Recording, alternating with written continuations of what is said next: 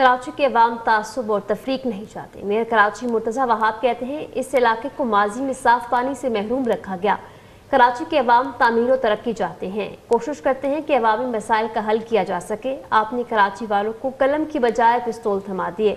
मुर्तज़ा वहाब ने मजीद कहा, आपने कराची वालों को गुटके मावे पर लगा दिया। माजी में एक कॉल पर पूरा कराची बंद कर दिया जाता था। पीपल्स पार्टी की क़यादत में कराची को अच्छे वक्त की जानिब लेकर जाएंगे। MQM से पहले इस शहर में मेरिट और तरक्की थी। इस शहर के लोग तफरीक नहीं चाहते।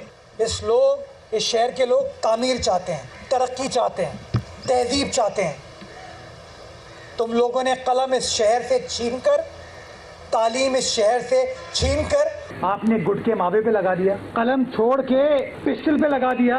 बुरा वक्त पीछे छोड़ के अच्छे वक्त के लिए ख्वाह हैं और उस अच्छे वक्त को इंशाअल्लाह पाकिस्तान पीपल्स पार्टी की सरबराही में, पाकिस्तान पीपल्स पार्टी की क़यादत में हम इस शहर को आगे लेके जाएंगे।